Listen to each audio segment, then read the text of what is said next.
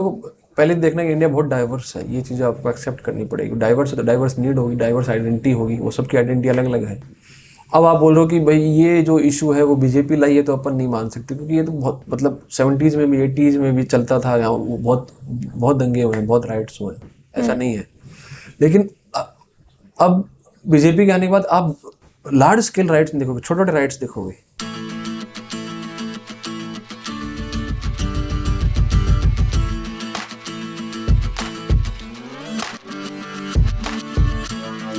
Issue ये है कि पाकिस्तान बना था तो उसका बेस था रिलीजन, राइट। ठीक है। उसने अपना सबसे बड़ा सपोर्टर पाया सऊदी अरेबिया में, क्योंकि वो मुस्लिम्स के हिसाब से होली कंट्री है, होली लैंड है, और बहुत बड़ी इकनॉमी है गल्फ़ में, और वो सबसे बड़ी इकनॉमी है गल्फ़ में।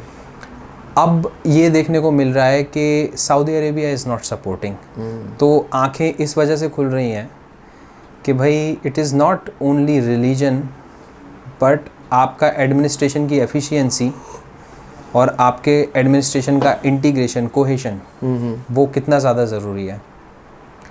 तो ये जो रिलीजन वाली बात है पाकिस्तान के अंदर, क्योंकि अभी भी वहाँ पे बहुत से लोग हैं जो मानते हैं और बोलते हैं कि इस्लामिक स्टेट बनेगा और India will also be the part of Pakistan. बहुत से लोग, मतलब सारे लोग लगभग उन्हीं के देश में क्रिटिसाइज़ करते हैं इस बात को। पर ये जो अभी भी religion as the basis of state आज के मॉडर्न एज में, ये कॉन्सेप्ट अभी चलने वाला है या फिर ये रिफॉर्म होगा? ये तो अगर आप देखो तो 1971 में रिफ्यूट हो गया था जब बांग्लादेश इनसे अलग हुआ था। क्योंकि बेसिस ऑफ रिलीजन अगर स्टेट होता तो फिर बांग्लादेश अलग क्यों होता। तो वो एक इनिशियल तो उसमें तो उस समय शायद ये भी था कि जैसे शुरू में ही ना, कि शुरू में बोल दिया था, जिन्ना ने बोला था कि उर्दू हमारी भाषा होगी, उर्दू ही बोली जाएगी। अब बांग्लादेश में तो वो उनकी बंगला है ना, है। तो वो तभी से डिफरेंसेस शुरू होते होते 71 में जो आप बोल रहे हो हुआ। तो वही तो कह रहा हूँ। तो अब आप देखोगे ना, अगर आप मिडिल ईस्ट में देखो, जितनी भी कंट्रीज डेवलप हुई हैं, चाहे यूएई हुई, उन्होंने रिलीजन को बैकड्रॉप में रखा है। They are allowed every religion to a person to practice there. मतलब वहाँ ऐसा है कि you have to show respect to Islam, but ये नहीं है कि you can't practice your own religion. In fact Saudi भी अब जैसे पेट्रो डॉलर से अलग जा रहा है, अपनी इकोनॉमी डाइवर्सिफाई करना चाह रहा है सऊदी। इनफैक्ट आप देखो फुटबॉल में कितना अच्छा कर रहा है सऊदी, फुटबॉल में बहुत अच्छा है। अब वो क्योंकि 2018 का आप MBS का स्पीच देखोगे तो जैसे आप डावोस जानते हो ना, डावोस जानते तो बोले next Davos will be Asia, so आप यूरोप को भूल जाओ, उसने 2018 में बोला था। और वो यूरोप की हर एक चीज़ को, इनफैक्ट अपन ने तो देख रहे हो कि कितने बड़े बड़े प्लेयर्स वो लेके आए हैं।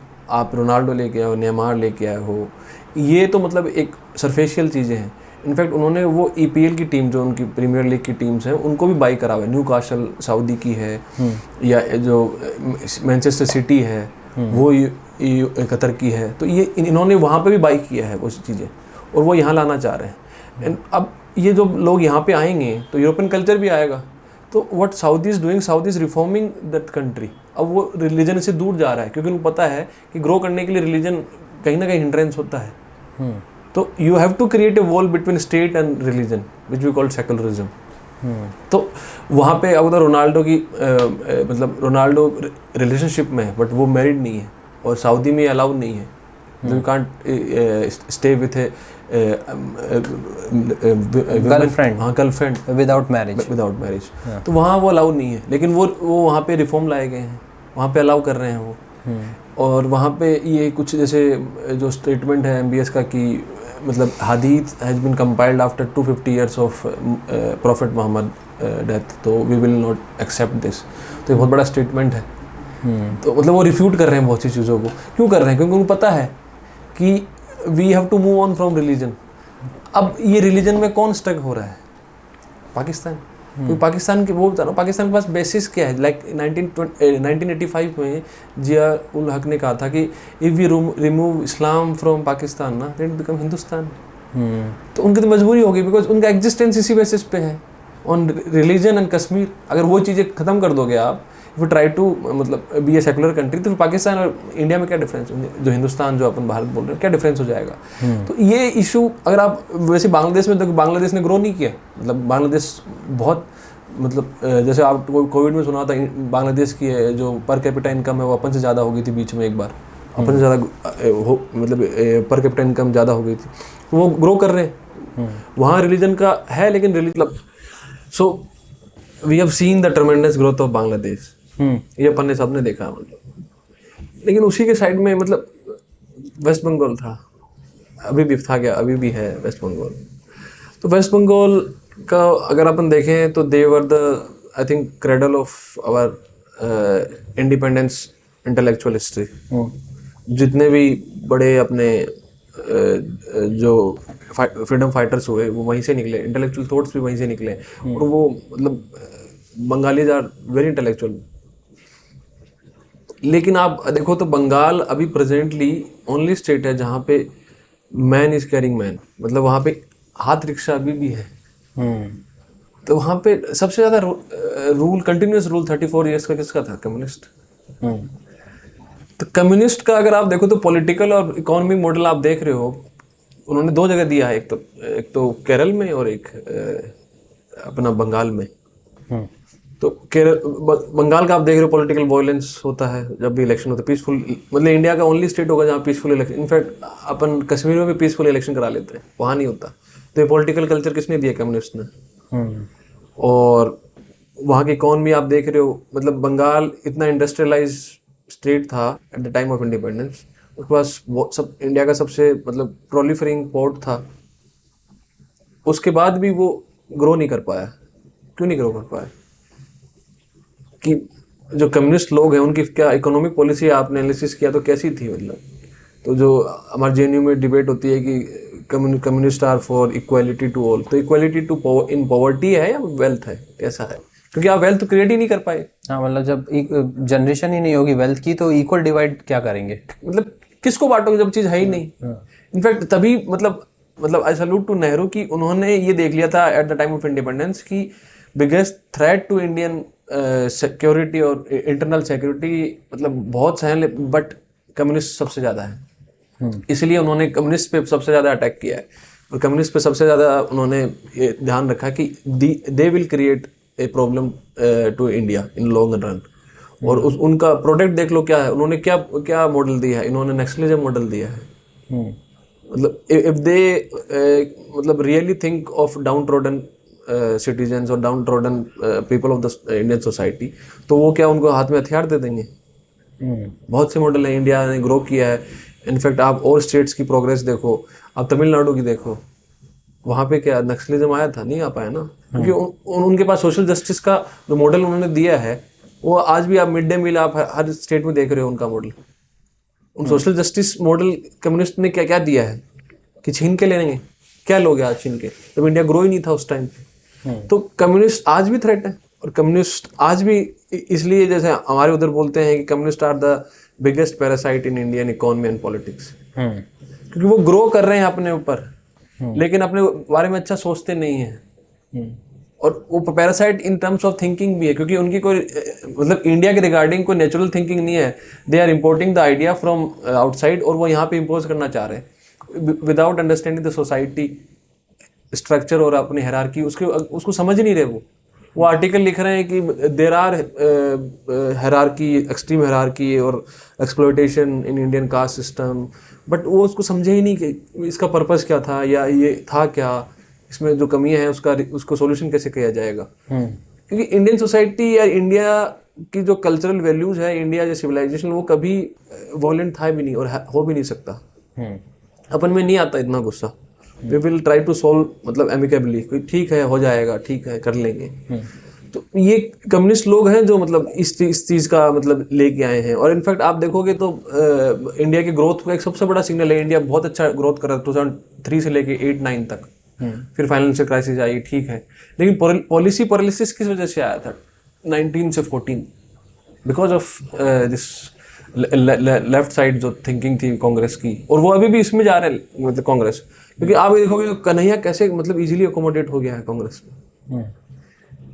तो आप प्रेजेंटली जो इंडिया की जो यूथ है उनके एस्पिरेशन और ड्रीम्स बहुत हाई है, तो आप उनको कैटर करने के लिए you need better economic thinking, better economic ideas. जो उनको कर सके।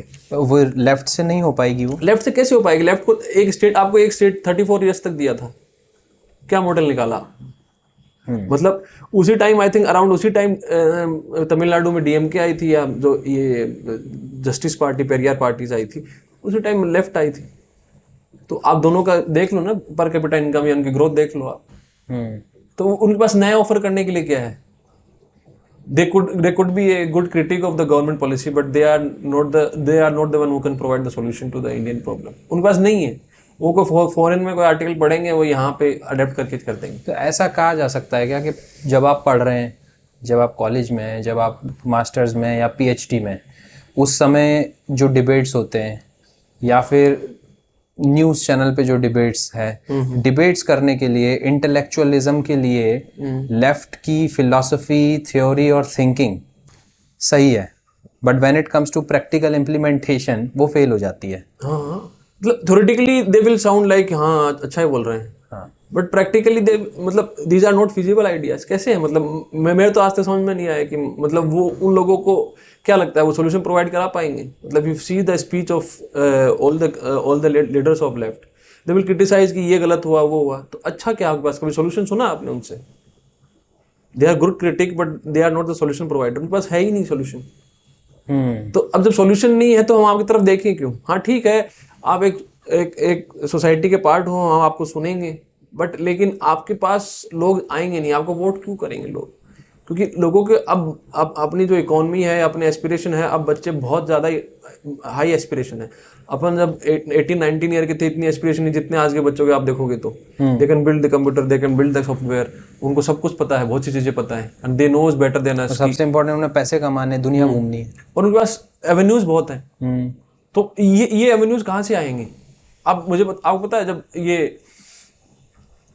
जब अपना ये यूपीआई सिस्टम आया था, तब मजाक उड़ाते थे कि किसके पास इंटरनेट है, कौन पे कर देगा।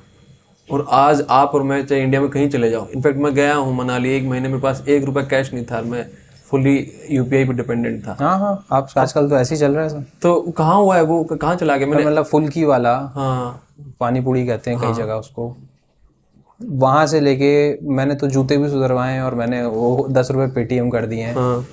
परसों चौकीदार आ गए, मैंने कहा कि वो है, नेपाली लोग यूजुअली चौकीदारी भी करते हैं यहाँ पर। तो मैंने कहा कैश तो है नहीं, आप कल आ जाओ, तो उन्होंने कहा पेटीएम कर दो, तो मैंने पेटीएम कर दिया 50 रुपये।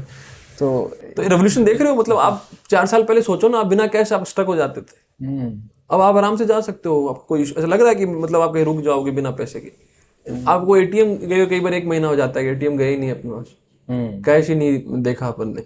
कितना बड़ा रेवोल्यूशन है ये। इनफैक्ट आप देख रहे हो, मैं कई बार बोलता हूँ आजकल लोग गल्ला यहीं छोड़ जाते हैं, क्योंकि वो स्टिकर छोड़ जाते हैं लोग। मतलब जिनकी दुकान होती है वो बाहर 5-6 पेटीएम के जो स्टिकर्स होते हैं, वो जो क्यूआर कोड है वो छोड़ जाते, मतलब वो अंदर कौन रखता है?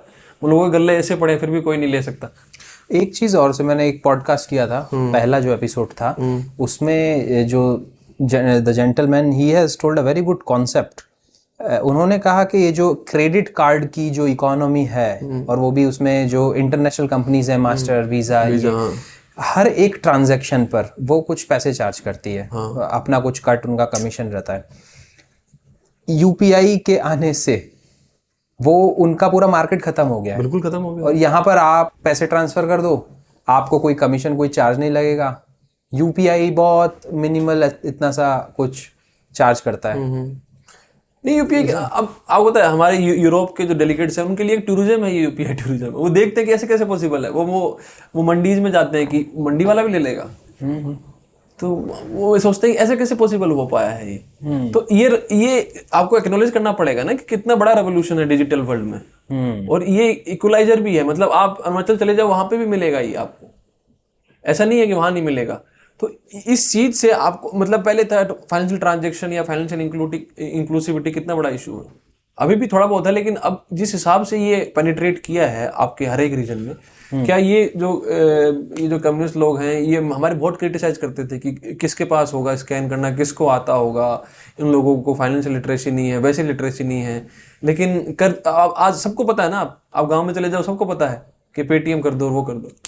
और बोलने वाला भी आता है, बोलो चेक कैसे करेंगे, तो उन्होंने बोलने वाला भी लिया है। तो वो लोग क्रिटिसाइज कर सकते हैं, पर सोल्यूशन नहीं है। सोल्यूशन कौन देगा? सोल्यूशन ये आज के युवा को अपॉर्चुनिटी दो, अच्छी एजुकेशन दो और आपको मतलब अच्छा प्लेटफॉर्म दो, दे कैन क्रिएट मिरेकल्स। और ये बहुत बड़ा मिरेकल है। इनफैक्ट अगर आप देखो तो जो 2015 में आई थिंक जियो ने लॉन्च किया था अपना 15 में आई थिंक उन्होंने अपना जो प्रोजेक्ट है लॉन्च किया था जियो ने, जो सबको फ्री में इंटरनेट दिए थे इनिशियली।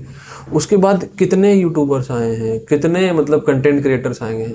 तो ये in itself creative I think मेरे हिसाब से बहुत बड़ा इन्होंने जॉब सेक्टर क्रिएट करा है। कितनी बड़ी इंडस्ट्री इन्होंने क्रिएट कर दी है। आप देख रहे हो, आप हर किसी के हाथ में मोबाइल है। पहले अपन यूट्यूब वीडियो नहीं देख पाते थे क्योंकि अपना 1 GB मिलता था एक महीने में। अब तो पर डे आप इतना आपको छोटा पड़ जाता है 1 GB। सही बात है। तो ये वेब सीरीज देख रहे हो खत्म हो जाना। तो ये रेवोल्यूशन कौन लाया है? मतलब अपने इंडिया में तो, क्योंकि सबसे चीपेस्ट डाटा इंडिया में है ना, और ये उसी अंबानी को अपोज करते थे। तो हमारा ये होता है कि आप ना गूगल मीट पे ना कैपिटलिज्म को ब्लेम कर रहे हैं। सही बात। तो ये सब चीज क्रिएशन किसका है? मतलब कैपिटलिस्ट इकोनॉमी का है। नहीं, कैपिटलिज्म ने तो इन्वेंशन किया है सारा। गूगल मीट हुआ, आईफोन हुआ, अब आईपैड हुआ, या कोई सैमसंग मोबाइल लेके बैठे हो। मतलब लेफ्ट की आइडियोलॉजी के साथ ये इन्वेंशंस नहीं हो पाते। और चाइना के बारे में भी बोला जाता है कि भाई China although it is a communist country but it is more capitalist than state capitalism बोला जाता है। हाँ, उनको स्टेट कैपिटलिज्म बोला जाता है। और ये इशू इसलिए आया, जैसे आप प्रेजेंटली जो बैकस्लाइडिंग देख रहे हो इकोनॉमी में, ये इसका रीजन भी यही है क्योंकि आप इन 2017-18 जी जिनपिंग ने थॉट की जो कुछ कैपिटलिस्ट लोग हैं, कुछ इंडस्ट्रियलिस्ट लाइक जैक मा वगैरह, they become too strong and too independent. तो अब वही था, इनसिक्योरिटी क्रिएट्स प्रॉब्लम। तो उन्होंने क्या किया जी जिनपिंग ने कि वी विल मतलब मेक हिम मतलब ड्वार्फ, उसके विंग्स काट दिए, उसको हाउस अरेस्ट टाइप कर दिया। 2 महीने वो गायब रहे थे। तो और जो एडुटेक जो उनका सेक्टर था उस पे उन्होंने रेगुलेटरी फ्रेमवर्क से बहुत बड़ा उनको नुकसान पहुंचाया। तो अल्टीमेटली वो ये शो करना चाह रहे हैं कि यू शुड पे मतलब ओबीडियंट और शुड बी ओबीडियंट, और यू शुड एक्सेप्ट मतलब फॉर्मली और इंटरनेशनल फॉर्म की because of the China's communist party you are able to grow at this stage. तो वो ये नहीं चाह रहे कि जैक मा की स्टोरी इंडिपेंडेंट हो, वो हमसे एसोसिएटेड होगी, हमने इनको ग्रो करवाया था। तो वो आज पे कर रहे हैं इनसिक्योरिटी की वजह से। आज वहाँ पे आपको रिसेशन के मतलब स्टेज पे आ गया चाइना नेगेटिव की ग्रोथ पे आ गया है इस टाइम। आपके 2-3 क्वार्टर्स की ग्रोथ देखो, उनका ट्रेड देखो, उनका एक्सपोर्ट देखो, सब डाउन है। क्यों डाउन है? क्योंकि कॉन्फिडेंस डाउन हो गया ना। आप इंडिविजुअल जो इनिशिएटिव्स हैं, इंडिविजुअल एंटरप्रेन्योरल स्किल्स हैं, उस पर डेट करोगे तो यही होगा। क्योंकि यार अपन अगर हिस्ट्री पढ़ते हैं तो कितना कुछ होता है बंगाल के बारे में सुन के। कितने मतलब एंटरप्रेन्योर लोग थे, कितने इंटेलेक्चुअल लोग थे। कहाँ है बंगाल? मतलब नोबेल लॉरेट, कहाँ है? पेंटर्स, हर फील्ड में थे, साइंटिस्ट सब थे, लीडर्स, राजा राममोहन रॉय जैसे हम रिवोल्यूशनरी कितने सारे बंगाल से आए हैं ना। आप चाहे आर्ट फील्ड में देख लो, आप साइंस फील्ड में देख लो, आप चाहे पॉलिटिकल फील्ड में देख लो, सभी लोग वही थे। तो कहाँ चले गए वो अचानक? कौन सा ऐसा वायरस आया जो कोरोना से तगड़ा था? उन्होंने वो वायरस, और इनफैक्ट उनके पास इतनी अपॉर्चुनिटी थी क्योंकि आप देखो बंगाल, वेस्ट बंगाल का जो ज्योग्राफिकल लोकेशन कितना अच्छा है, वो साउथ ईस्ट एशिया से लिंक हो सकता है अच्छा से। उनके पास मटेरियल भी था, उनके पास पोर्ट भी थे, लेकिन क्या कर पाए वो। 34 ईयर्स कम्युनिस्ट ने बिल्कुल खत्म कर दिया बंगाल को। और अब रिवाइव होने में बहुत टाइम लगेगा। इनफैक्ट जो अगर आप ये देखोगे तो गवर्नमेंट मतलब रिवाइव करना चाह रही है पोर्ट्स के थ्रू अपनी इकोनॉमी को, वो सबसे ज़्यादा जोर आ रहा है उधर। क्योंकि लोगों की ये जो एपेटाइट है वो उन्होंने बिल्कुल किल कर दी। और वो लोग बोल रहे हैं कि मतलब इंडिया इज बिकम डिक्टेटोरियल। मतलब आप तो बोलो ही मत ना डिक्टेटोरियल, मतलब आप ही डिफाइन करते हो। हमें तो पता ही नहीं था कि इलेक्शन इतना मतलब इंडिया में इतना आपको ब्लड बहाना पड़ेगा इलेक्शन के लिए। मतलब आप फाइल भी कर दोगे तो आपको मार दिया जाएगा। ये नया मॉडल इंडिया को किसने दिया था? अपने कम्युनिस्ट ने दिया। अपने तो सुना नहीं, हमने तो नहीं सुना भाई। हमारा राजस्थान में हमने नहीं सुना, पंजाब हरियाणा में ऐसे पीसफुल हो, जो जीत गया अपन एक्सेप्ट कर लेते हैं। और इसी की वैल्यू है वर्ल्ड में कि इंडिया में 1.4 बिलियन लोग हैं और वहाँ पे पावर ट्रांजिशन पीसफुल होता है। सही बात। और एक्सेप्ट बंगाल या केरल में। तो अपन ने अभी कम्युनिज्म की बात की, लेफ्ट की पूरी आइडियोलॉजी, सोशलिज्म, ये सारी चीज़ें। आप जेएनयू से हो। जेएनयू में पूरी एक विंग है लेफ्ट की और अच्छे खासे डिबेट्स होते हैं। कई बार वो कुछ वीडियोस निकल के आ जाते हैं यूट्यूब पे, सुनने में बहुत अच्छा, बहुत अट्रैक्टिव लगता है। ये पूरे बच्चे जो ट्रेंड हो रहे हैं उस आइडियोलॉजी से, उस थिंकिंग से, जब वो मेन स्ट्रीम में आते हैं, क्योंकि JNU is one of the premier institute, जब वो मेन स्ट्रीम में आते, जब कॉलेज से बाहर उनका PhD हो गया या फिर उन्हें मास्टर्स करके वो आगे बढ़ गए, तो हु कंज्यूम्स देम? वो ये सब जाते कहाँ पर हैं? या तो टैलेंट बर्बाद हो जाता है, या तो मतलब इतने लंबे समय 4 साल 5 साल 7 साल जो भी JNU में बिताए, जिस आइडियोलॉजी के बारे में सोचे, वो फ्रूटफुल नहीं हो पा रही है बाहर आते ही। और फिर ऐसा भी है क्या, ओवर द पीरियड्स आप अपने सीनियर्स को भी देखते हो ना कि यार वो भी इसी आइडियोलॉजी के चलते इतने साल रहे, उन्होंने बोला, डिबेट्स करे, उसके बाद जब जैसे ही बाहर निकले तो वो डिसफंक्शनल हो गए। तो ये सब जाते कहाँ है, ये कंज्यूम किधर होता है? देखो, JNU में जो स्टूडेंट है वो कुछ ना कुछ कर लेता है, ऐसा नहीं है। JNU के सारे स्टूडेंट आपको बहुत जगह, मतलब एवरी फील्ड में you would find A JNUite। मतलब आप MA भी करे हो तो यू वुड नो कि अब आपको लाइफ में क्या करना है। JNU ऐसा नहीं है आपको डिग्री दे रहा है या PhD वहाँ से कर ली। JNU create a personality out of it. मतलब वहाँ पे, मतलब प्रोफेसर बोलते हैं कि you would find this reading anywhere in the world, लेकिन यहाँ पे आप पीयर लर्निंग के थ्रू जो सीखोगे, जो JNU में डिबेट के थ्रू सीखोगे ना, which is more better than what we can teach you. तो क्या होता है, आप ठीक है, आप डिग्री कर रहे हो, MA कर रहे हो, PhD कर रहे हो, इट्स गुड, ठीक है, वो सब करने आते हैं अपना डिग्री। लेकिन JNU में जो आप बोलो कंज्यूम क्या होते हैं, JNU के लोग अगर आप देखो तो प्रोफेसर मतलब मोस्टली JNU से बन जाते हैं। इनफैक्ट हमारे एक ऐसे बोलते हैं कि इंडस्ट्री है UPSC की, कि हमारे लाइब्रेरी से 100 लोग निकल ही जाते हैं हर साल JNU से, क्योंकि वहाँ पे एक सिस्टमाइज चैनल बना हुआ है कि अब ये लोग निकलेंगे, ये गाइडेंस देंगे, ये फिर वहाँ से निकलेंगे। तो वो उसमें ब्यूरोक्रेसी में लोग चले जाते हैं JNU में, एक्टिविस्ट JNU के बन जाते हैं, फॉरेन स्कॉलर बन जाते हैं, एम्बेसीज में चले जाते हैं। मेरा यही पूछना है कि इतनी सारी जगह जा रहे हैं। अब आप देखिए, इसमें जो आयरनी है, डिफरेंसेस जो हैं वो ये है कि आप 6 से 7 साल आप लेफ्ट के बारे में सोचे, लेफ्ट के बारे में बोले, लेफ्ट को सपोर्ट किया, उसके बाद लेट्स से आप फॉरेन पॉलिसी में गए या फिर आप UPSC के थ्रू सर्विसेज में गए और गवर्नमेंट बैठी है राइट की, और then you have to follow. तो वो कैसे, उनका एक कुछ इंटरनल चैलेंज जो रहता होगा, how do they cope up with that? तो वो आपको एक समझना पड़ेगा कि अर्ली 20s में हर कोई कम्युनिस्ट बन जाता है, रिबेलियस होता है, रिबेलियस अगेंस्ट अथॉरिटी। कुछ भी अथॉरिटी, वो घर वालों की बात नहीं मानता, कई बार पेरेंट्स के भी मानता है, आपको कुछ नहीं पता। तो अर्ली 20s या 26 27 तक यू आर इन लेफ्ट और communist, then it's okay. After that reality stuck की अब जॉब लेनी पड़ेगी। कैसे, मतलब ठीक है, आपने कर ली क्रांति और अपने जो आइडिया थे, अपने जो कंट्रीब्यूशन कर लिए, कुछ लोग इसको करियर बना लेते हैं एक्टिविज्म को, लेकिन मोस्टली लोग समझ जाते हैं कि now we have to do some economically productive. तो वो लोग मतलब स्लोली कंज्यूम हो जाते हैं, कुछ गवर्नमेंट जॉब में सेटल हो जाते हैं, कुछ लोग कुछ स्कॉलरशिप के बाहर चले जाते हैं, लेकिन इतने पैशनेट नहीं होते। इसलिए तो इंडिया में लेफ्ट इतना चला कहाँ है, बहुत कम इंटेलेक्चुअल्स आते हैं, क्योंकि सबको मतलब रियलिटी स्ट्रक हो जाती है अल्टीमेटली कि ये यहाँ पे अपन को मिलेगा क्या, क्योंकि वहाँ पे ऐसे तो है नहीं कोई इकोनॉमिकली वेल ऑफ ग्राउंड से लोग आते हैं। सबको अल्टीमेटली कमाना पड़ेगा, क्योंकि उनके पेरेंट्स एक्सपेक्ट कर रहे हैं कि भैया ठीक है, अब क्या करोगे। तो आपको कम्युनिस्ट लोग या लेफ्ट तो पेट तो भरेगा नहीं। वो तो आप मतलब ठीक है, आपने प्रोटेस्ट कर लिया, वो चलता है 5-6 साल, जितने साल वहाँ पे हो, लेकिन आप कैपेबल नहीं हो, बाहर इकोनॉमिकली प्रोडक्टिव नहीं हो, तो फिर मतलब क्या है। तो वो लोग समझ जाते हैं स्लोली। मतलब आप देखोगे प्रोटेस्ट में तो बहुत कम लोग होते हैं जो 30s में होते हैं, बाकी लोग जो BA MA के होते हैं प्रोटेस्ट में, MA के बाकी ज़्यादा नहीं होते। तो PhD student they come to know कि हमें कहाँ प्रोफेसर बनना है या कहीं गवर्नमेंट एग्जाम निकालना है, दे सेटल समवेयर।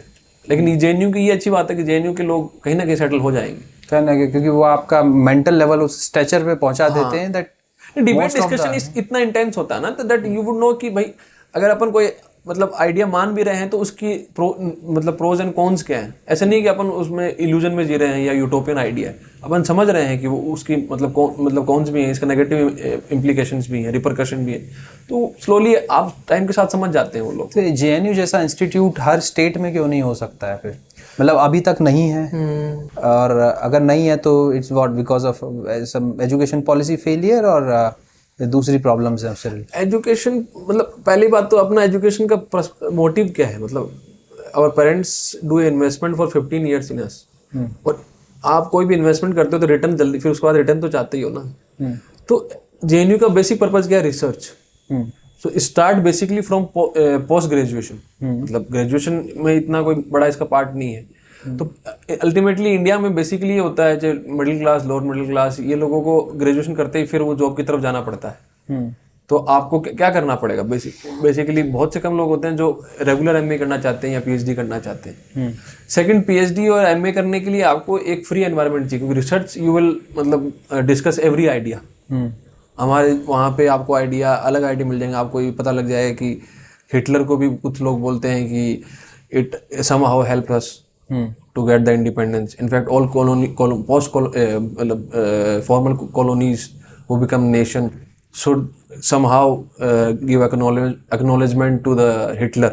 जबकि मतलब he did very we should all condemn whatever he did to Jews and all the crimes or atrocities he has done. वो उसको आप डिनाई नहीं कर सकते, लेकिन उनका वो नैरेटिव भी है कि he somehow unintentionally benefited us. Because world war 2 नहीं होता था, हु नोज कि क्या सिचुएशन अनफोल्ड होती है, not only in India but Africa और भी पोस्ट जो भी फॉर्मल कॉलोनीज हैं वहाँ पे क्या होता है किसको क्या पता है। That is also topic of research. वहाँ पे आपको और आइडियाज मिल जाएंगे जिन पे लोग मतलब अलग डिस्कस, लेकिन क्या उसके लिए इतना फ्री एनवायरनमेंट है? क्योंकि रिसर्च में तो सारे आइडिया डिस्कस होंगे ना। रिसर्च में तो आपको ऐसा एनवायरनमेंट चाहिए जहाँ पे आप कोई आइडिया ये ना बोल दो नहीं ये टैबू है या ऐसे, if you have some rational argument you can put it. तो उसके लिए स्टेट गवर्नमेंट या सेंट्रल गवर्नमेंट तैयार है, क्योंकि यहाँ तो अभी भी 1-2 आइडियाज आ जाते हैं। No doubt Pakistan is our enemy state और उस पर जो इशू होते हैं वो उस पर कॉम्प्रोमाइज़ नहीं किया जा सकता, लेकिन ये इसको स्टिग्माइज करना कि यहाँ पे सारे एंटी नेशनल, तो ये तो मतलब वेरी अपसर्ड कि ये चीज़ें तो नहीं होनी चाहिए। और इनफैक्ट यहाँ से ही आपके 4 कैबिनेट मिनिस्टर हैं अपने प्रेजेंट गवर्नमेंट में, और जितने भी IAS जितने भी ग्रेजुएट वहाँ से अपने ट्रेनिंग से जाते हैं वो सबको यहीं से डिग्री मिलती है। तो ऐसे तो है नहीं जेएनयू इंटरनेशनल, तो फिर इतना ही रिकॉग्निशन क्यों मिल रहा है? आई थिंक एनडीए से जो नेशनल डिफेंस एकेडमी से होते हुए आते हैं उनको भी जेएनयू का ही मिलता है। हाँ, तो अब ये लोग पब्लिकली बोल देते हैं कि ये यूनिवर्सिटी में कुछ नहीं होता, तो फिर हर बार गवर्नमेंट रैंकिंग में नंबर 1 या नंबर 2 क्यों होता है? तो कुछ तो प्रोडक्टिव कर रहे हैं हम। यस, अब वो लोग बोलेंगे why you are doing politics while you are being a student. तो पॉलिटिक्स, अब एक चीज बताओ आप, इंडिया में पॉलिटिक्स अगर आफ्टर इंडिपेंडेंस नहीं जो पॉलिटिक्स आई वो तो लेबोरेटरी हो गई ना, कि जब तक आपने तरीके तो सिखा दिए बट हमको प्रैक्टिकल तो करने दो, तो पॉलिटिक्स नहीं करेंगे बच्चे तो क्या करेंगे? नहीं, पॉलिटिक्स किस वे में कर रहे हैं? मतलब पॉलिटिक्स का एक अलग भी होता है ना। सपोज करो कि अगर India after independence 1970s we need new breed. भाई जो इंडिपेंडेंस के टाइम जो स्ट्रगल था वो 70s तक लोग मतलब उन्होंने अपना पॉलिटिकल करियर एंड हो गया था उनका, तब वापस रेवोल्यूशन हुआ इन फॉर्म ऑफ इमरजेंसी, वहां से नए लीडर प्रॉप अप हुए जो आज अभी प्रोमिनेंट पोजीशन पे है। अपने prime minister Narendra Modi part of that emergency period वो थे, वहां पे जेल में भी गए हैं। तो वो सारे लीडर आप सब स्टेट देखोगे तो वो अब 75 वाले ही हैं, मतलब वो उसी टाइम के हैं। तो क्या नीतीश कुमार हुए, लालू हुए, मुलायम सिंह हुए, ये इन्हीं की ब्रीड है सब। तो वो उस रेवोल्यूशन के पार्ट हैं। तो क्या 21st सेंचुरी में कोई नया विजन आया है पॉलिटिक्स का? इंडिया में एक 2011 में केजरीवाल की फॉर्म में आया जो बिगेस्ट डिसअपॉइंटमेंट है। वो तो पॉलिटिक्स 20th सेंचुरी की 19th सेंचुरी की कर रहे हैं, तो उससे तो देश आगे जाने वाला है नहीं। तो इस सेंचुरी के नए लीडर्स चाहिए लोगों को। इस सेंचुरी के जो यूथ है उसकी एस्पिरेशन और ड्रीम्स को फुलफिल करने के लिए ऐसे लीडर चाहिए जो उनको डायरेक्शन दे। क्योंकि अब आप है ना, जैसे अपन AI में जाएं या टेक्नोलॉजी में जाएं तो बोलते हैं कि technology is making a leap frog while जो उसका रेगुलेशन है is taking a back seat. क्योंकि अपन समझते हैं इतने में टेक्नोलॉजी बहुत आगे निकल जाती है, ठीक है। तो अभी इस मतलब सेंचुरी में जो अपन इंडिया की सेंचुरी बनाना चाहते हैं, तो इस सेंचुरी के लीडर चाहिए हमें। इस सेंचुरी के लीडर कहाँ आए, कब आएंगे? तो वो जेएनयू जैसे प्लेटफॉर्म देंगे या कुछ और इंस्टीट्यूशन देंगे, लेकिन अपन को चाहिए ना जो अब विजन ला सके। अब इंडिया में ठीक है जो इशू है, आइडेंटिटी के इशू हैं, हिस्ट्री गलत लिखी गई है, बिल्कुल लिखी गई है, उसमें कुछ इशू है, अपन मानते हैं। बहुत सी चीज़ें आपको रिकॉग्नाइज नहीं करी गई हैं और उसको रीराइट करना चाहिए, लेकिन ये मेजर इशू नहीं होना चाहिए। अब मेजर इशू होना चाहिए कि अपन क्या कंट्रीब्यूट करेंगे, केवल इंडिया के लिए नहीं, वर्ल्ड के लिए, because world is looking to us. तो ये कौन कर पाएंगे? ये लीडर कौन, कहाँ से आएंगे? ये या तो इन फैमिलीज से आएंगे जो पुरानी पार्टीज हैं जो आ रहे हैं, और बाकी वरना इन्हीं यूनिवर्सिटी से, यहीं से आएंगे जो अपने अगले 30-40 साल इस पॉलिटिक्स में अपने देने के लिए तैयार हैं ताकि इस नेशन को नई डायरेक्शन मिले। और ये नीड है मेरे हिसाब से। आप भी देख रहे होंगे कि अपन स्टक हो गए हैं कि वो ज़्यादा रिलीजियस है, वो ज़्यादा हिंदू है, मैं ज़्यादा हिंदू हूँ। ठीक है, वो सर्टेन पॉइंट पे बिल्कुल नीडेड है, अपनी सिविलाइजेशनल हिस्ट्री है वो, लेकिन बेसिक अब इस टाइम अपनी प्रायोरिटीज सबसे ज़्यादा क्या है? प्रायोरिटीज ये है ना कि अपन इनोवेशन पे कितने आगे हैं।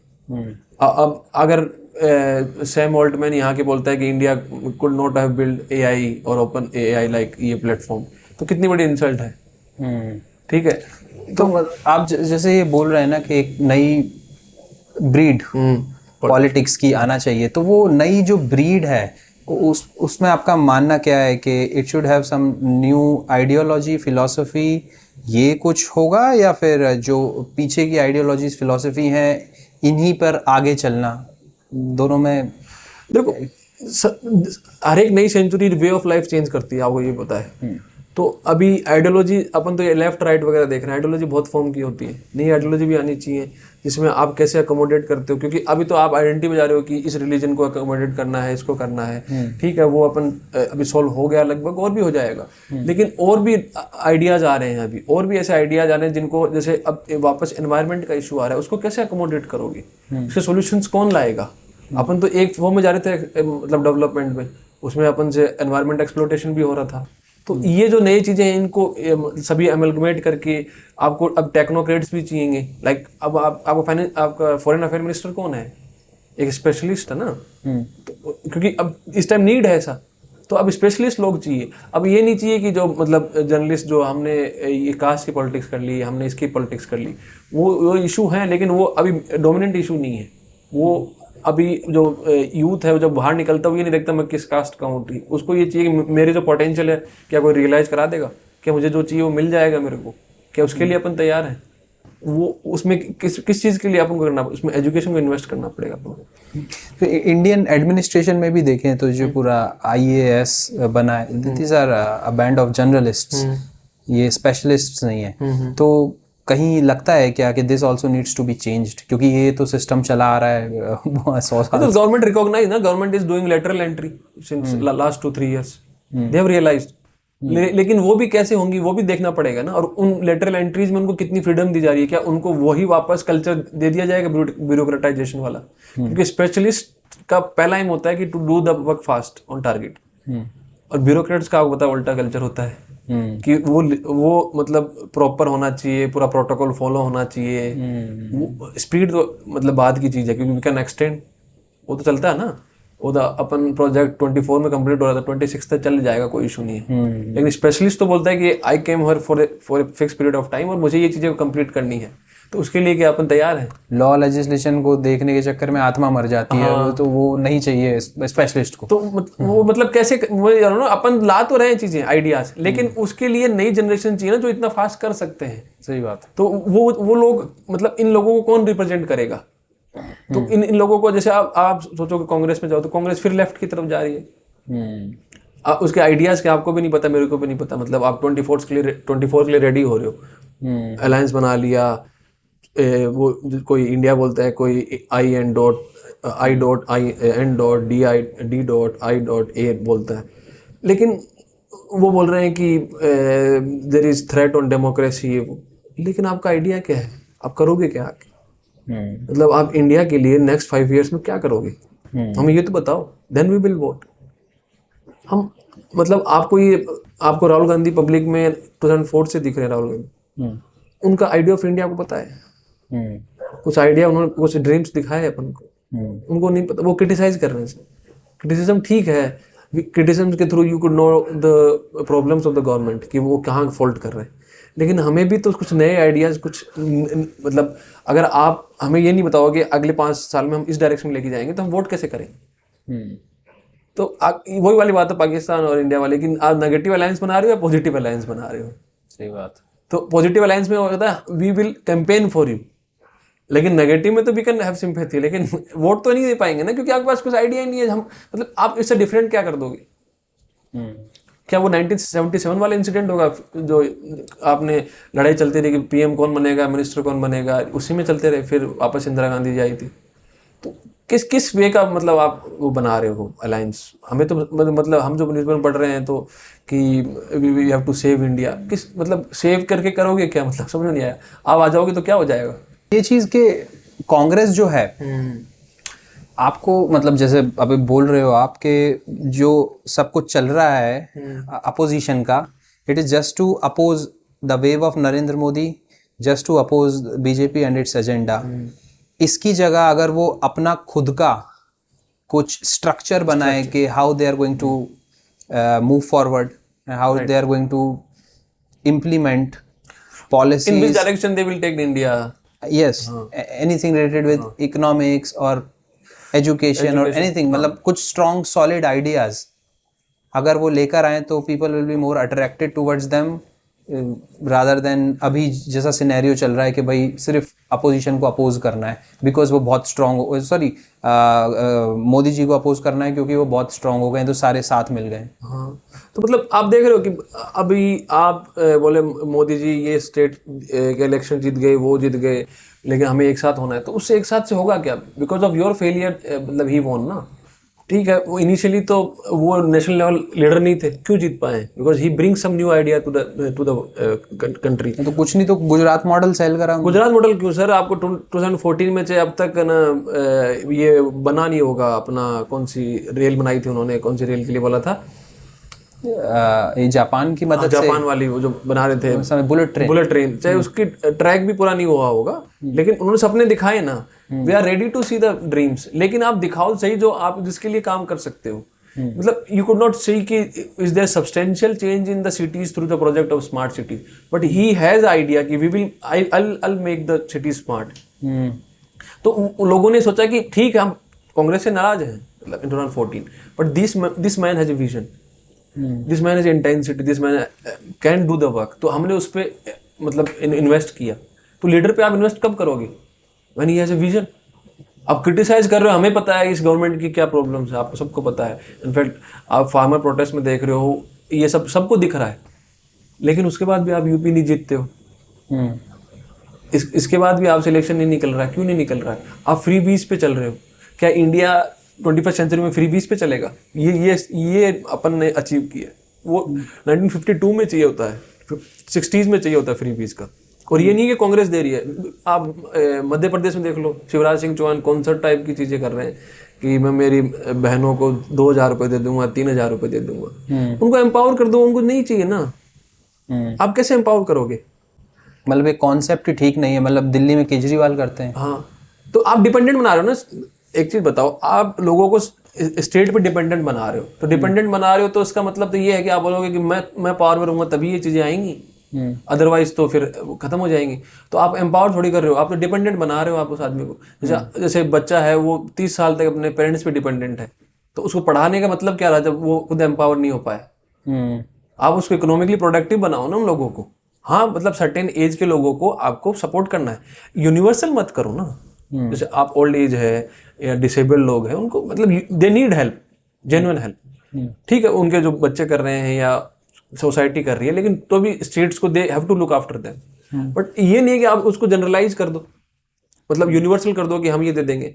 इसका मतलब यू आर एक्सेप्टिंग कि लास्ट 70 या 80 ईयर्स में हम प्रोग्रेस नहीं कर पाए कि हर आदमी अपने आप कमा के फीड कर सकता है अपने आप को। गवर्नमेंट इज सेइंग कि we are feeding 80 crore people, और now you are bringing economic data कि हमने पॉवर्टी कम कर दी। तो पॉवर्टी का फर्स्ट प्रायोरिटी क्या है? फूड। और you are providing food to 80 crore. इसका मतलब यू आर एक्सेप्टिंग कि वो 2 स्क्वायर ऑफ मील नहीं ले पा रहे हैं। It's a failure. फेलियर तो है। आप उसको आप एडवर्टाइज कर रहे हो, तो वो किसी की फेलियर अपन को नहीं पता। लेकिन क्या 80 करोड़ लोगों को आप फीड करो, मतलब more than Europe population feeding regularly, तो they are dependent on the government.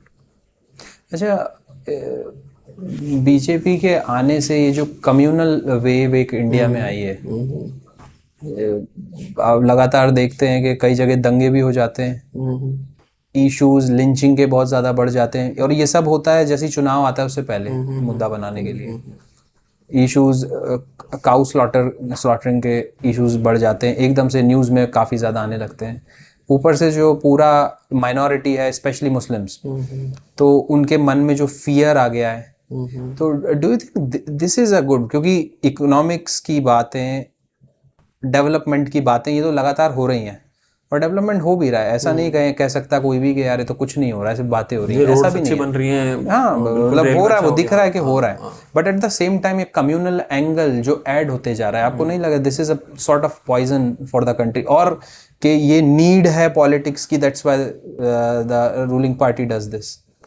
देखो, पहले देखना कि इंडिया बहुत डाइवर्स है, ये चीज़ आपको एक्सेप्ट करनी पड़ेगी। डाइवर्स है तो डाइवर्स नीड होगी, डाइवर्स आइडेंटिटी होगी, वो सबकी आइडेंटिटी अलग अलग है। अब आप बोल रहे हो कि भाई ये जो इशू है वो बीजेपी लाई है, तो अपन नहीं मान सकते, क्योंकि ये तो बहुत मतलब 70s में भी 80s में भी चलता था, यहाँ वो बहुत बहुत दंगे हुए हैं, बहुत राइट्स हुए हैं, ऐसा नहीं है। लेकिन अब बीजेपी के आने के बाद आप लार्ज स्केल राइट्स नहीं देखोगे, छोटे छोटे राइट्स देखोगे, तो दीज राइट सीम्स ऑर्गेनाइज्ड। हाँ, क्योंकि बीजेपी ने मैनेज कर लिया है राइट्स को, दे हैव मैनेज, और दे हैव क्रिएटेड, जो बोलते हैं कि ये sense of fear among minorities, ये भी अपन बोल सकते हैं, but they also make them realise कि whatever you have been given till 2014 is, वो again they make dependent on the state. आपको एम्पावर नहीं करा गया है। सच्चर कमेटी यही तो बोल रही है कि मुस्लिम जो हैं वो मोस्टली पुअर है, तो इस अगर अपीजमेंट पॉलिटिक्स हुई है तो कुछ तो ग्रो करते हैं मुस्लिम्स लोग, कितने ग्रो करे हैं, वी हैवंट सीन। तो इसका मतलब उनकी पॉलिटिक्स ही खराब थी मुस्लिम्स की। आप ये देखना चाहोगे तो उनकी डिमांड ही रॉन्ग थी। वो क्या चाह रहे हैं कि प्रोटेक्ट आवर रिलीजन, ये, अरे ultimately we have to grow economically. ठीक है, अगर आप और कहीं और कोई कम्युनिटी है अगर और उनको देखो तो वो इकोनॉमिकली ग्रो कर रहे हैं। पारसीज को देखो, nobody can touch them because economically, और वो तो माइनॉरिटी और ज्यादा माइनॉरिटी में है, वो तो बहुत बहुत छोटे से हैं, बट वो बहुत स्ट्रांग है।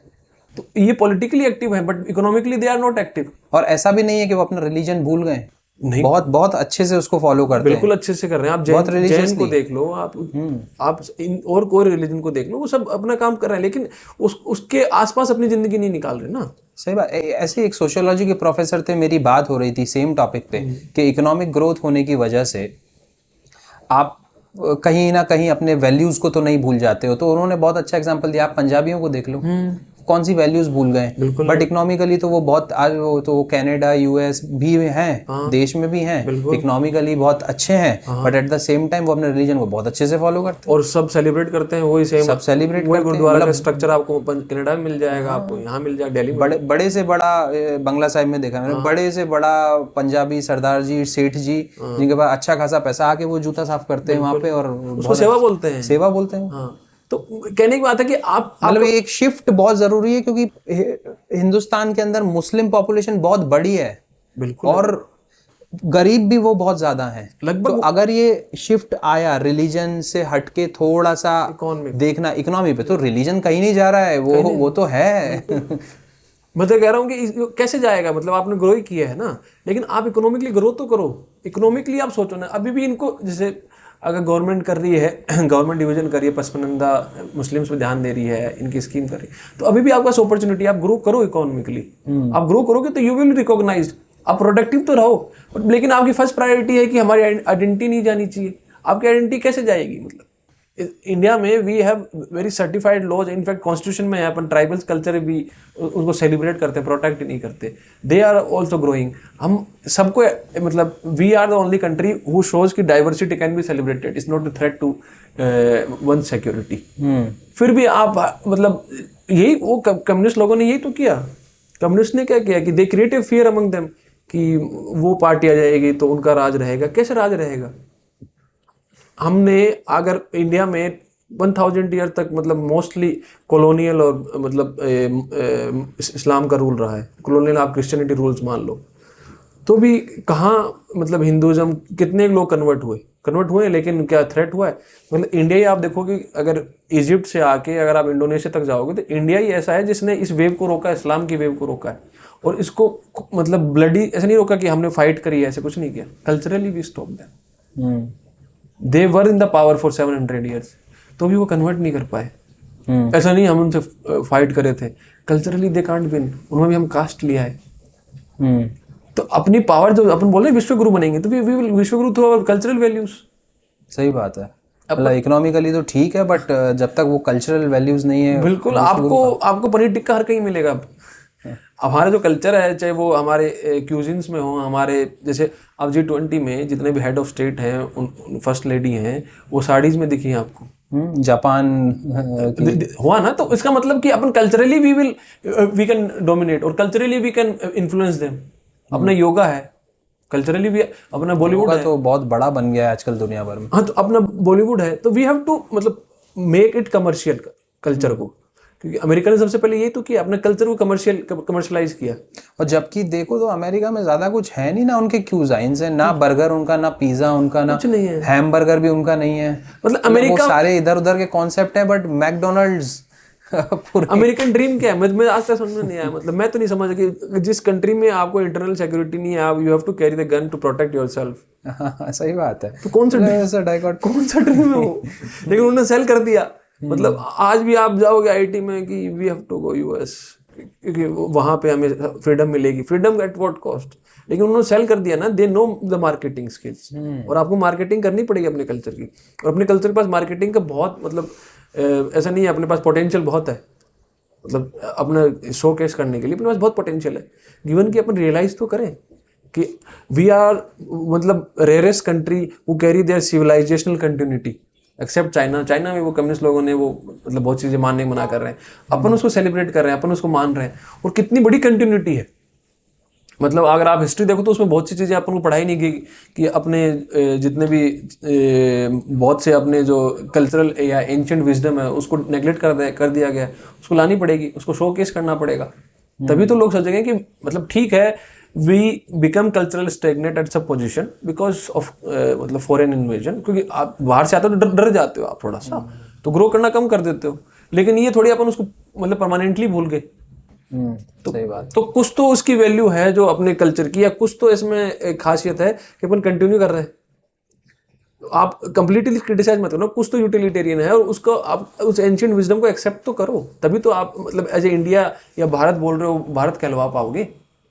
जैसे अब इंडिया के बोल रहे हैं कि ब्रिटिश टर्म, आपको पता है ब्रिटिश टर्म तो है नहीं, बिकॉज अपन ट्रेड कर रहे थे। अरेबिक लोगों ने बोलना स्टार्ट किया, फिर रोमन लोगों ने बोलना, क्योंकि वो इंडस से इंडिया हुआ, उन लोगों को समझ में नहीं आया। तो लेकिन ये लोग जो अब बोल रहे हैं कि इंडिया से भारत को कि ब्रिटिश ने दिया, ब्रिटिश ने कहाँ दिया? ब्रिटिश तो आए कब हैं? तो इन चीज़ों को भी अब लोगों को नहीं पता, ये उनकी गलती नहीं है, उनको नहीं पढ़ाया गया है।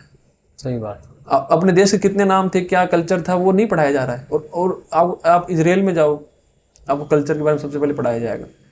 आपको कल्चर, और उनके लिए तो नेसेसिटी है ना उनके लिए तो नेसेसिटी नहीं, तो वो वहाँ सरवाइव नहीं करे, वो थ्राइव कर रहे हैं। इनफैक्ट आपको पता है, आप मिडिल ईस्ट में दे वर द प्रोमिनेंट एनिमी, और आज सऊदी उनके साथ एम्बेसी खोल रहा है। सऊदी और इंडिया, यूएई, यूएस एंड ये क्या बोलते हैं इजराइल, ITU2 क्वाड कर रहे हैं। सऊदी के साथ अपन वो अभी जो लिंक कर रहे हैं कनेक्टिविटी, वो इजराइल होके जा रहा है। पहले तो वहाँ से एयर कनेक्टिविटी नहीं जाते थे। तो उनके पास पावर देख रहे हो कितना है। मतलब उन्होंने ये नहीं बोला है कि we will modify our cultural values, कि नहीं हम बिल्कुल सेलिब्रेट करेंगे। आप में कॉन्फिडेंस होना चाहिए ना, ये लोग कॉन्फिडेंस नहीं शो करने दे रहे। मतलब उसमें ना रिसर्च भी नहीं करने दे रहे कि नहीं कुछ विजडम नहीं है संस्कृत में, ये वो क्यों नहीं है। आपको पता है केवल अपनी इंडिया में मेरे हिसाब से संस्कृत हर किसी को आनी चाहिए। व्हाट आई फील संस्कृत के बारे में, कि संस्कृत में your pronunciation will be good. कि अगर आप संस्कृत कोई भी बोलेगा ना, तो वो इक्वल प्रोनाउंसिएशन बहुत अच्छा रहेगा। वहाँ पे वो टफ हो जाती है बहुत ज्यादा। तो लेकिन अपन को, आपको आती, मेरे को तो इतनी नहीं आती। मैं 10 तक पढ़ा हूँ, 10 तक मेरे तो मैं पढ़ लेता हूँ उसको, बट ऐसा नहीं कि पढ़ रहा हूँ तो मुझे समझ आ रही है सारी, जबकि आनी चाहिए ना। आनी तो चाहिए। सारे इतने अपने जो टेक्स्ट्स हैं जो उसमें लिखे हुए हैं, जो कि सबसे बड़ा नॉलेज है, वो एस्केप हो जाता है ना। ट्रांसलेटेड पढ़ते हैं अपन, ट्रांसलेटेड पढ़ते हैं। भगवत गीता भी इंग्लिश में पढ़ते हैं। अब सोचो भगवत गीता को इतना मतलब सब्जेक्टिव माना गया कि जो पढ़ेगा वो अलग वे में समझेगा, लेकिन अपन ओरिजिनल टेक्स्ट पे भी नहीं पढ़ रहे। आपने उपनिषद पे कितनी थ्योरी, कितनी आपने फिलोसफीज देख ली है। उपनिषद पे अपने शंकराचार्य ने फिलोसफी देखे, माधवाचार्य फिलोसफी देखे गए, इन सब ने उसी टेक्स्ट को पढ़ गए। तो इतना एनरिचिंग है, उसको अपन नहीं पढ़ पाएंगे, पढ़ नहीं पा रहे हैं। सही बात है। संस्कृत आज भी एक फैशनेबल टर्म है कि संस्कृत डे है तो मैं 1 लाइन लिख दूंगा, 2 लाइन लिख दूंगा। मैंडेटरी करो, करना पड़ेगा। पर हर चीज को देखते हैं ना उसके इकोनॉमिक वैल्यू से मिलाकर, क्योंकि बीच में ये चीज आई थी, कुछ स्कूल्स ने या फिर प्रेजेंट गवर्नमेंट ने भी बोला था कि हम संस्कृत कंपलसरी करेंगे स्कूल में, तो इवन कोर्ट्स सेड कि भाई जब बच्चों को पढ़ाना नहीं चाहते हैं पेरेंट्स, तो why you are forcing them. एक तो ये चीज़ होती है, फिर दूसरा पेरेंट्स ये भी सोचते हैं कि यार इसकी वैल्यू क्या है। बात वहीं आ जाती है, भाई जॉब तो मिलनी नहीं ना, संस्कृत में आप क्या करोगे, ज़्यादा से ज़्यादा you will become teacher, you will become a professor. और भी है सर बहुत से। नहीं ऐसा थिंकिंग है, प्रिवेलिंग थिंकिंग है। तो ये जो आप कह रहे हो कि बहुत सी चीज़ें और हैं, ये तो जनता तक पहुंचती नहीं है ना, तो उसको एडवर्टाइज करना, तो उसको भी एडवर्टाइज आप पॉजिटिव करोगे नेगेटिव, कि आप किस में लोगे, वी विल काउंटर उर्दू। अरे उर्दू भी इंडिया की अपने यहाँ से डेवलप हुई है। और एक काउंटर कल्चर क्या है कि मतलब संस्कृत को ऊपर बढ़ा रहे हैं तो उर्दू को काउंटर कर रहे हैं, ये तो मतलब। तो मैं ये तो बोल रहा हूँ कि इंडिया, जबकि उर्दू का बहुत बड़ा मार्केट है, शेर शायरी उर्दू में होती है, संस्कृत में तो वो कुछ भी नहीं होता। सर तहजीब भी वहीं से आती है। हाँ, उर्दू को इंडिया का मानना चाहिए, है ही इंडिया का। अब उसको ना पाकिस्तान ने अपन ने अप्रोप्रिएट करने दिया, वरना नहीं करना चाहिए था ना। मतलब मैंने सुना था पर्शियन जुबान और हिंदी जुबान मिलके उर्दू बनाई थी, तो वो तो इंडिया की है ही है। हाँ, तो मैं तो कह रहा हूँ बस उसने उसकी जो स्क्रिप्ट है उन्होंने वो अरेबिक, बाकी है तो मतलब पूरी अपने इंडिया की ना। और उसकी तहजीब वगैरह आप लखनऊ वगैरह जाओगे वही की बिल्कुल मिलती है। तो क्यों ना, मैं भोपाल से हूँ, भोपाल में आपको सुनने को मिलेगी काफी जगह, बिल्कुल सुनेगी ना। और बहुत अच्छी लैंग्वेज है, सूदिंग लैंग्वेज है, सुनने में बड़ा मजा आता है ना। और यही है संस्कृत का है, आप संस्कृत सुनो तो सही, सच में आपको ऐसे पीसफुल फील होता है। लेकिन आप उसको ना पॉजिटिवली एडवर्टाइज नहीं कर रहे ना। आप क्या कर रहे हो कि न आप इस देश के हो तो संस्कृत पढ़ो, उर्दू छोड़ दो। नहीं, वो भी पढ़ो, क्या इशू है? हमें तमिल भी पढ़नी है यार, क्यों नहीं? एक बच्चा, एक स्टडी है, एक बच्चा ना एट द एज ऑफ 6 या 7 तक वो 3-4 लैंग्वेज आराम से ग्रास्प कर सकता है। लेकिन पढ़ा ही नहीं रहे, अपन नहीं पढ़ा रहे हैं, सही बात है। और मतलब आई डोंट नो ये कितना सही है, बट मैंने कहीं सुना था कि अगर आपको डाइवर्स लैंग्वेजेस, काफ़ी सारी लैंग्वेजेस आती हैं, तो आपकी जो पर्सनालिटी ग्रूम होती है और डेवलप होती है in the years when you become adult, वो कंपैरेटिव टू पीपल जिनको एक ही लैंग्वेज आती है, उनसे कई ज़्यादा डाइवर्स और बहुत अच्छी होती है। बिल्कुल, मतलब बहुत सारी चीज़ों में, even in technology you will be better than the people who is speaking only one language. बिल्कुल। उसमें क्या होता है, ऐसे थोड़ी है केवल लैंग्वेज सीख रहे हो, उसके आप बहुत सी चीज़ें हैं आपकी, उसके कल्चर हैं, उसकी जो इनसाइट्स हैं, आप वो सीखोगे उनसे। और राजा मोहन रॉय को कितनी लैंग्वेज आती थी? 6-7 लैंग्वेज में वो फ्लुएंट थे वो। और तभी वो इतना कल्चरल रेनेसांस जो इंडिया में लाए हैं, कैसे ला पाए? जबकि वहाँ तो रिसोर्सेज भी नहीं थे। तो it's way of propagating advertisement कि आप उन चीज़ों को रख कैसे रहे, किस पर्सपेक्टिव में रख रहे हो, कितना एंटाइसिंग रख रहे हो। तो अब अपन जैसे बहुत से होता है कि 25 दिसंबर को अपन तुलसी डे मनाएंगे उस दिन मनाने की कोई थोड़ी है कि वो वहाँ पे, वो मतलब वहाँ पे क्रिसमस है तो इसलिए अपन उस दिन वो मनाएंगे। ठीक है, अच्छी बात है, तुलसी अपने लिए बहुत ही इंपॉर्टेंट है। लेकिन आप रिटेलिएटरी मत बनाओ, आप इनसिक्योर मत लो। इंडिया कल्चर कहीं इनसिक्योर नहीं होने वाला। कोई नहीं कर, मतलब इस कल्चर को बताता रहा हूँ 10 मतलब 1000 ईयर तक रूल कर सकते तो भी किसी ने कुछ नहीं बिगाड़ पाए। कंटिन्यूस, बिल्कुल कंटिन्यूस है। इनफैक्ट अपने लोग बाहर भी चले जाते हैं यूएस वगैरह में, तो वही छठ पूजा करते हैं। वो कल्चर नहीं भूलते हैं अपना, नहीं भूलते ना। तो किस बात का थ्रेट है अपन को? इस पे तो आप कॉन्फिडेंट फील कर लो ना कि अपन नहीं जाएगा। हाँ, जो इसमें प्रॉब्लम्स हैं जैसे कास्ट सिस्टम में ये जो डिस्क्रिमिनेशन है उसको अपन को सॉल्व करना पड़ेगा। जो वुमेन का वो हो रहा है डिस्क्रिमिनेशन या वुमेन इश्यूज हैं, उनको बिल्कुल सॉल्व करना पड़ेगा। और इसको मतलब जितना जल्दी हो सके उतना जल्दी अपन सॉल्व कर सकते हैं, इतना कोई इशू नहीं है। जैसे वुमेन के रिगार्डिंग जो अपन प्रिविलेजेस उनको प्रोवाइड करा रहे हैं वो अच्छी बात है, लेकिन फिर भी ये अपन क्यों कर रहे हैं कि उनको पब्लिक स्पेयर में लाया जाए। जैसे मतलब बस राइड उनकी फ्री कर रहे हैं ताकि वो पब्लिक स्पेयर में अपनी प्रेजेंस शो कर सके, उनको इकोनॉमिकली ना फील हो हमारे पास पैसा नहीं है इसलिए हम जा नहीं पा रहे। ये अच्छी बात है, लेकिन अब उनको एंगेज तो करो पब्लिकली। कहाँ एंगेज करोगे आप? उनको कॉन्फिडेंस तो दो कि you can do any job. Because क्या होता है कि अल्टीमेटली वही कास्ट और फेमिनिस्ट इशू है या कास्ट इशू, दोनों में एक ही है। मतलब इन बोथ द स्पेयर जो इशू है वो है रेस्पेक्ट ऑफ डिग्निटी का। They need respect and dignity. इसके अलावा वो सब कुछ कर लेंगे। बेसिक इशू है दोनों में। दोनों इनकेपेबल नहीं है, दोनों को सेकेंडरी नहीं है कि भाई अगर दलित है तो वो उस पर दिमाग कम है तो इसलिए उसको रिजर्वेशन चाहिए, या वुमेन है उसके पास माइंड कम है तो इसलिए उसको वो चाहिए। नहीं चाहिए, उनको रेस्पेक्ट और डिग्निटी दे दोगे और स्पेस दे दोगे तो वो अपने आप एक्सेल कर जाएंगे। सही बात। अब यूपीएससी में टॉपर भी मिल जाता है आपको, हर जगह टॉपर मिल जाते हैं। तो लेकिन आप उसके लिए आप अपने आप को रेडी तो करो, मतलब चाहे अपर कास्ट हो चाहे मेल हो, वो उनके लिए उनको वो तो करो कि हाँ अकोमोडेट करेंगे, हाँ आप इक्वल हो, बस इतना ही तो मानना है, सोल्यूशन हो जाएगा। चाहे आप रिजर्वेशन 2000 साल तक चालू करो, कोई इसका सोल्यूशन नहीं होगा। क्योंकि कई बार ये होता है कि अपन रिजर्वेशन के थ्रू कोई आईएएस बन गया या कोई ऑफिसर बन गया, तो उसको रेस्पेक्ट देंगे वो 35 ईयर्स वाइल इन सर्विस, जब रिटायर हो जाएगा देन अगेन ही बिकम दलित। तो फिर रिजर्वेशन का प्रॉफिट कहाँ हुआ? तो वो बोल रहे हैं कि 2 जनरेशन को दे दिया, अब क्या नीड है? नीड उसकी वो नहीं है कि उसको आईएएस बनाना था, नीड था कि यू हैव टू रिकॉग्नाइज कि they are equally human, they are equally capable, you have to accept it. अगर अपन ने वो एक्सेप्ट कर लिया तो दे डोंट नीड रिजर्वेशन। सही बात। और इनफैक्ट रिजर्वेशन का इशू जो अपन ने स्टार्ट किया था at the time of our independence, वो 2018 में मेरे हिसाब से उसको डिफीट भी कर दिया। आपने इकोनॉमिकली रिजर्वेशन दे दिया, मतलब the upper caste fighting for, मतलब उन्होंने अपने आप को जला भी लिया था 1990s में, जब ओबीसी रिजर्वेशन की बात चाहिए तो उनको दिया भी गया था कि reservation is bad, it's compromising the merit. ये हुआ था इसमें, और वो उनको क्रिटिसाइज कर रहे थे, अल्टीमेटली करते आ रहे थे। लेकिन 2018 में जब ईडब्ल्यूएस रिजर्वेशन आया, किसी ने कुछ बोला? इनफैक्ट बोलना चाहिए था जो प्रकाश के लोग हैं कि हमें रिजर्वेशन नहीं चाहिए। हम इसके अगेंस्ट लड़ रहे थे, हमें थोड़ी चाहिए था। तो अगर ये नहीं किया प्रोटेस्ट, तो इस फील लाइक कि जो है ना फोमो वाला, फियर ऑफ मिसिंग आउट वाला फैक्टर था। क्योंकि इकोनॉमिक बेसिस पे कर रहे हो तो क्या रिजर्वेशन पॉवर्टी एलिवेशन प्रोग्राम है? सही बात है। आपको मैं 5 लाख रुपए दे, मतलब 8 लाख तक तो आपको रेस्पेक्ट नहीं मिलेगी, उसके बाद मिलेगी। उसके बाद पर ये इतना बड़ा मुद्दा क्यों? आप देखो, ये जो पूरा रिजर्वेशन का गेम है, ये बहुत छोटे सेक्टर में, कितनी सरकारी नौकरी 2% है टोटल इंडिया में, उसमें मिलता है। प्राइवेट का पूरा मार्केट में कोई रिजर्वेशन नहीं चलता है। बहुत सी ऐसी चीजें, जैसे सीए का एग्जाम होता है, कोई रिजर्वेशन नहीं चलता है। आर्मी में नहीं है, क्रिकेट टीम बनती है अपनी, कोई रिजर्वेशन नहीं है। तो ये इतना बड़ा देश में मुद्दा क्यों है दिस रिजर्वेशन थिंग? मतलब ये स्टेट की पॉलिसी है, इस वजह से उतना हाहाकार मचता है, या फिर जनता का माइंडसेट ही ऐसा है कि यार गवर्नमेंट जॉब के अलावा कुछ हमें देखना ही नहीं है, तो दैट इज द इशू? ये इतना बड़ा इशू क्यों है रिजर्वेशन का?